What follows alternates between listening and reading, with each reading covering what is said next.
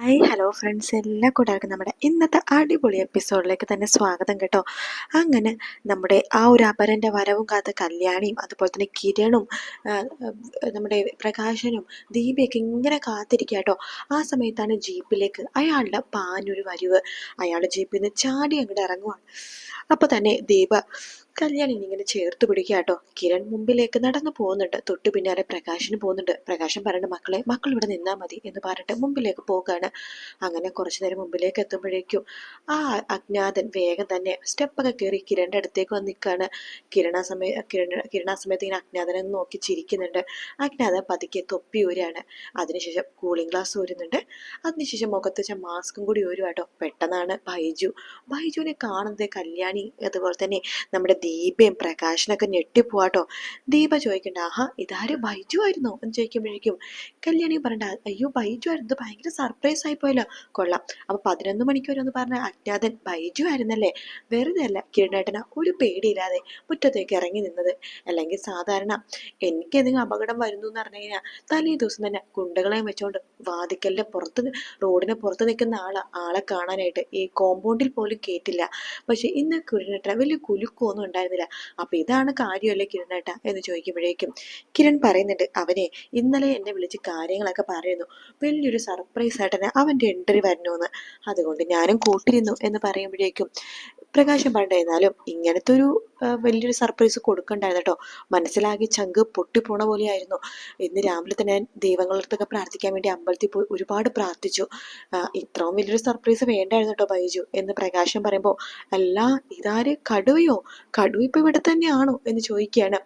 കല്യാണി പറയണ്ട്, ദേ ബൈജു കടുവ ഒന്നും വിളിക്കല്ല കേട്ടോ, അച്ഛനിപ്പോ പഴയ അച്ഛനല്ല. ഓ എൻ്റെ അടുത്ത് കിരൺ ആളിയൻ എല്ലാം പറഞ്ഞിട്ടുണ്ടായിരുന്നു എന്ന് പറയാണ്. എന്നാലും കടുവനെ കാണുമ്പോൾ നമ്മൾ പേടിക്കണമല്ലോ കല്യാണി.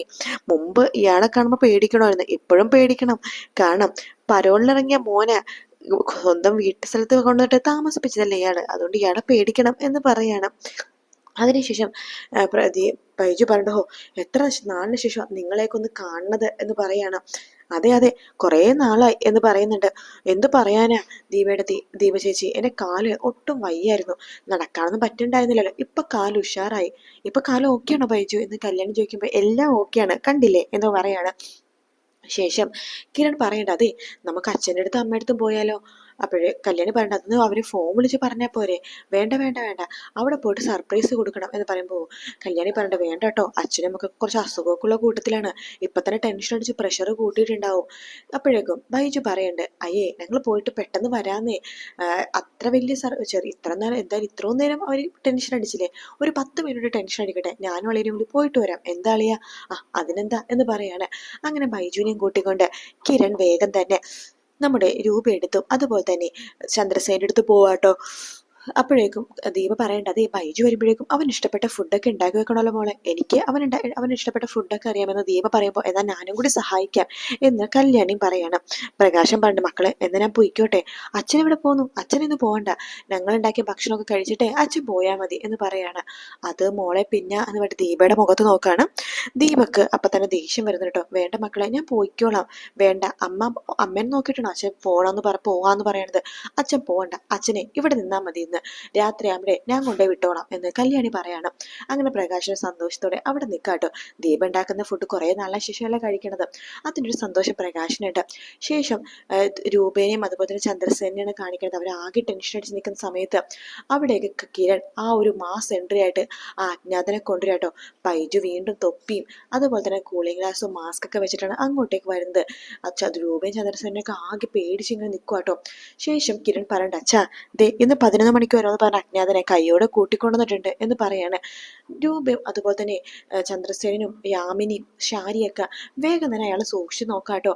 ബൈജു അപ്പൊ തലയിലെ തൊപ്പിയും കൂളിംഗ് ഗ്ലാസും അതുപോലെ മാസ്ക് ഒക്കെ കാണുമ്പോ തന്നെ നമ്മുടെ ചന്ദ്രസേനൻ, അയ്യോ എടാ ബൈജു ഇത് നീയായിരുന്നോ, ഓഹോ അപ്പൊ 11 മണിക്ക് വരാമെന്ന് പറഞ്ഞ അജ്ഞാതൻ നീയായിരുന്നല്ലേ, എന്നാലും നമ്മളെ പേടിപ്പിച്ച് കളഞ്ഞല്ലോടാ.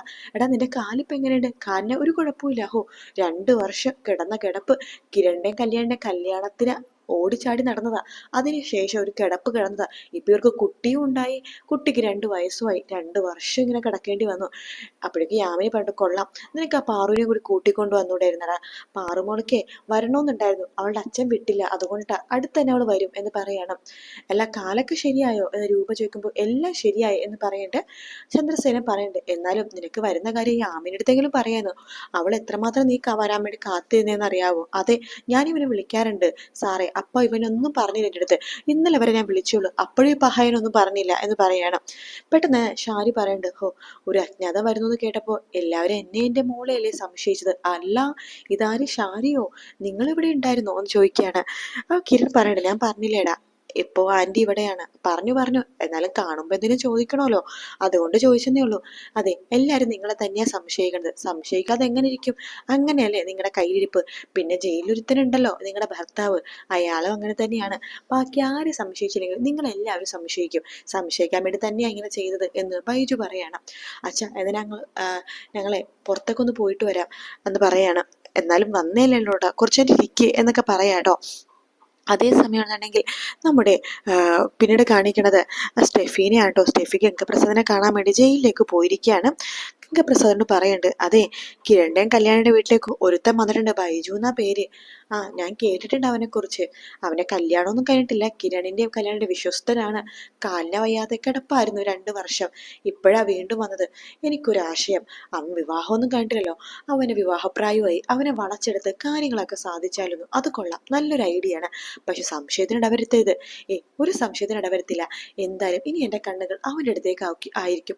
അവനെ പ്രണയം നടിച്ച് ഞാൻ അവനെ പ്രണയത്തിൽ വീഴ്ത്തും, എന്നിട്ട് കാര്യങ്ങളൊക്കെ നടത്തും എന്ന് സ്റ്റെഫി പറയാണ്. ഓൾ ദി ബെസ്റ്റ് എന്ന് ഗംഗപ്രസാദ് പറയുന്നുണ്ട് കേട്ടോ. സ്റ്റെഫി നേരെ പോയി ഗുണ്ടകളെയൊക്കെ കാണുന്നുണ്ട്. ഞാൻ പറഞ്ഞ പോലെ തന്നെ എല്ലാം പ്ലാൻ ചെയ്യണം, ഇനി ഒരു പിഴവുണ്ടാവരുത് എന്നൊക്കെ ഗുണ്ടകൾക്ക് പറയാണ്. അങ്ങനെ ഗുണ്ടകൾ ഓക്കെ എന്നൊക്കെ പറയുന്നുണ്ട് കേട്ടോ. പിന്നീട് കാണിക്കണം ബൈജുവും കിരണും കൂടി ബൈജുവും കിരണും പ്രകാശനൊക്കെ ഭക്ഷണം കഴിക്കാൻ വേണ്ടി ഇരിക്കുകയാണ്. ബൈജു പറഞ്ഞു, ഹോ, എത്ര വർഷത്തിന് ശേഷമാണ് ദീപ ചേച്ചി ഉണ്ടാക്കുന്ന ഫുഡ് കഴിക്കണത് എന്ന് പറയുമ്പോൾ പ്രകാശിന് പറയുന്നുണ്ട്, അതെ, ഞാനും അങ്ങ് ഒരുപാട് നാളെ ശേഷമാണ് കഴിക്കണേന്ന് പറയുമ്പോൾ ബൈജു പറഞ്ഞു, അത് ശരിയാണല്ലോ, 2 വർഷമില്ലേ കടുവ ദീപ ചേച്ചിയായിട്ട് പിണങ്ങിയിട്ട് എന്ന് പറയുമ്പോഴേക്കും കല്യാണി പറയുന്നുണ്ട്, ദേ ബൈജു, ഞാൻ കുറേ പ്രാവശ്യം പറഞ്ഞു എൻ്റെ അച്ഛനെ ഇങ്ങനെ കടുവ എന്ന് വിളിക്കരുതെന്ന്. അത് പിന്നെ അങ്ങനെ വിളിച്ച് ശീലിച്ചു പോയില്ലേ, എന്നാലും മാറ്റാൻ ശ്രമിക്കാം എന്നൊക്കെ പറയാട്ടോ. അതിനുശേഷമാണെന്നുണ്ടെങ്കിൽ നമ്മുടെ കിരൺ പറയുന്നുണ്ട്, ഈ ബൈജു ഇനി ഇങ്ങനെ നടന്നാൽ പോരാ, ഒരു പെണ്ണൊക്കെ കെട്ടണം. എൻ്റെ കിരണെ അളിയ, ഞാൻ എങ്ങനെ പെണ്ണ് കെട്ടാനാ? അതിന് പെണ്ണൊക്കെ കിട്ടണ്ടേ? പെണ്ണുങ്ങളൊക്കെ ഭയങ്കര ഡിമാൻഡ് അല്ലേ? അതൊക്കെ കിട്ടോടാ, ഞങ്ങൾ ശരിക്കൊന്ന് ആലോചിക്കട്ടെ എന്ന് പറയാണ്. എൻ്റെ അളിയ, ഞാൻ സ്വസ്ഥമായിട്ടൊന്ന് ജീവിക്കണ കാണാൻ അളിയനെ വയ്യേ? എടാ, ഞാൻ പെണ്ണ് കിട്ടിട്ട് ഞാൻ സ്വസ്ഥമായിട്ട് ജീവിക്കുന്നില്ലേ? അത് കല്യാണിനെ പോലത്തെ ഒരു പെണ്ണിനെ കിട്ടിയോണ്ടാണ്. എനിക്ക് അങ്ങനത്തെ പെണ്ണിനെ കിട്ടുമെന്ന് അറിയില്ലല്ലോ എന്ന് പറയാണ്.